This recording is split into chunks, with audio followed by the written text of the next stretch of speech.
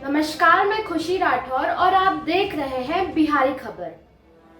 रक्षा मंत्री राजनाथ सिंह ने आसियान देशों के रक्षा मंत्रियों की बैठक में चीन और पाकिस्तान को घेरा। चीन के रक्षा मंत्री की मौजूदगी में उन्होंने कहा कि विवादों का शांतिपूर्ण समाधान बातचीत के माध्यम से अंतर्राष्ट्रीय नियमों और कानूनों का पालन करने से ही हो सकता है। साथ ही पाकिस्तान की ओर इशारा करते हुए कहा कि आतंकवाद क्षेत्र और दुनिया के लिए एक बड़ा संकट है। उन्होंने दोहराया कि भारत के पड़ोस में आतंकवाद को समर्थन और बनाए रखने वाली संरचनाएं मौजूद है। रक्षा मंत्री राजनाथ सिंह गुरुवार को हनोई, वियतनाम में ADMM+ की 10वीं वर्षगांठ पर आयोजित 14वें आसियान देशों की रक्षा मंत्री की बैठक को वर्चुअल माध्यम से संबोधित कर रहे हैं। राजनाथ सिंह ने चीन की ओर इशारा करते हुए आपसी विश्वास के साथ उन गतिविधियों और कार्यों पर संयम बरतने की सलाह दी जो क्षेत्र की स्थिति की ओर जटिल बना सकते हैं। उन्होंने पाकिस्तान का नाम लिए बगैर कहा कि आतंकवाद क्षेत्र और दुनिया के लिए एक बड़ा संकट है।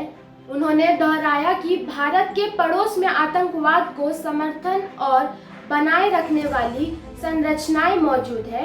उन्होंने संयुक्त रूप और दृढ़ता से आतंकवाद से लड़ने के लिए मजबूत प्रतिबद्धता और अंतर्राष्ट्रीय तंत्र को मजबूत करने की आवश्यकता जताई।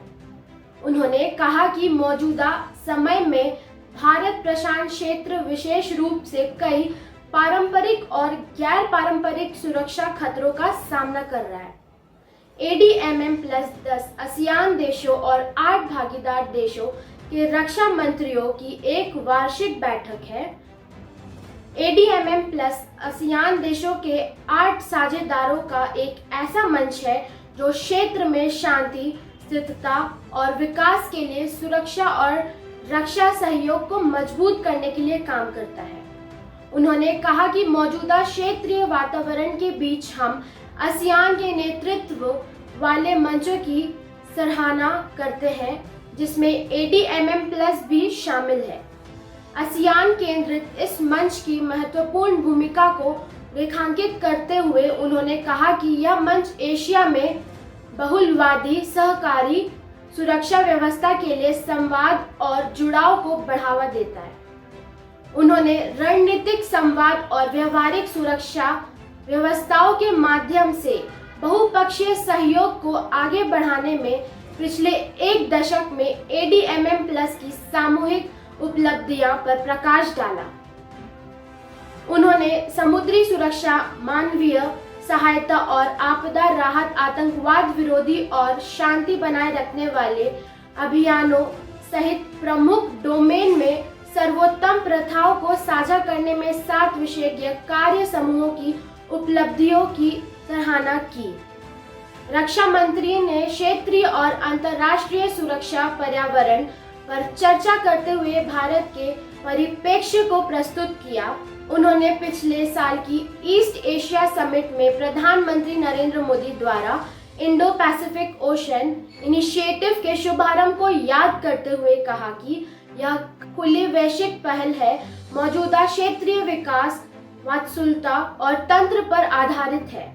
उन्होंने आसियान सदस्य देशों अमेरिका, रूस, चीन, जापान, दक्षिण कोरिया, ऑस्ट्रेलिया और न्यूजीलैंड के रक्षा मंत्रियों को संबोधित करते हुए भारत प्रशांत क्षेत्र में एक खुला समावेशी आदेश देने पर जोर दिया। उन्होंने संयुक्त राष्ट्र को कन्वेंशन के अनुसार अंतर्राष्ट्रीय जल कानून के अनुसार सभी के लिए नेविगेशन की स्वतंत्रता और अधिक उड़ान के लिए भारत के समर्थन को दोहराया।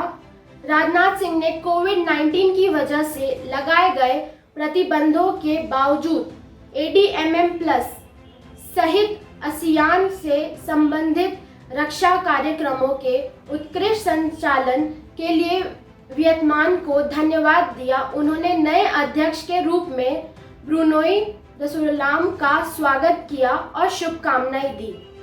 और खबरों के लिए बने रहे बिहारी खबर के फेसबुक पेज और यूट्यूब चैनल को लाइक, शेयर और सब्सक्राइब करना ना भूलें। धन्यवाद।